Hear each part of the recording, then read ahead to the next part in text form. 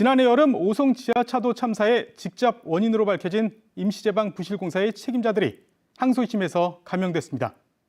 1심 재판부는 법정 최고형을 선고하면서도 현행법상 더 높은 형량을 주지 못해 안타깝다는 말까지 했는데 항소심 재판부는 형량이 너무 무겁다고 깎아줬습니다. 유가족들은 이해할 수 없다고 재판부를 비판했습니다. 김은초 기자가 보도합니다. 오송 참사가 발생하기 1시간 전인데 미우천교 임시제방 공사 현장에서 작업자들이 삽으로만 흙을 퍼나릅니다. 결국 임시제방은 무너졌고 강물이 지하차도를 덮치면서 14명이 숨지고 16명이 다쳤습니다.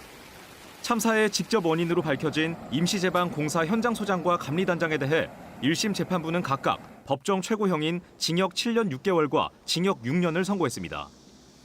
당시 재판부는 이례적으로 최소 징역 15년은 줘야 하는데 규정에 따라 그럴 수 없어서 안타깝고 한없는 무기력함을 느낀다고 밝히기도 했습니다. 하지만 항소심 재판부는 형량을 줄여 현장 소장에게 징역 6년을, 감리단장에게 징역 4년을 선고했습니다. 재판부는 현장 소장이 여전히 잘못을 인정하지 않고 증거를 위조하거나 휴대전화를 은닉하는 등 범행 이후 정황도 매우 좋지 않다면서도 참사 원인이 오로지 현장 소장의 잘못이라고 보긴 어렵다고 했습니다. 감리단장에 대해서는 참사 당일 미호강 범람 위험을 알리며 인명피해를 막기 위해 노력했고 죄를 뉘우치고 반성하고 있다며 원심의 형이 무거워서 부당하다고 했습니다. 재판에 참석한 유가족들은 판결을 이해할 수 없다며 실망감을 강하게 드러냈습니다.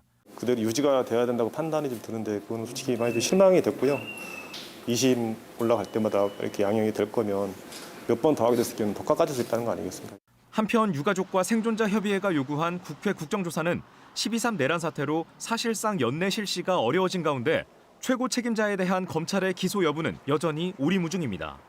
검찰은 중대재해처벌법 적용 여부에 대해 면밀히 검토 중이지만 수사 종결 시기와 방향은 아직 결정되지 않았다며 기존 입장을 되풀이했습니다. MBC 뉴스 김우초입니다.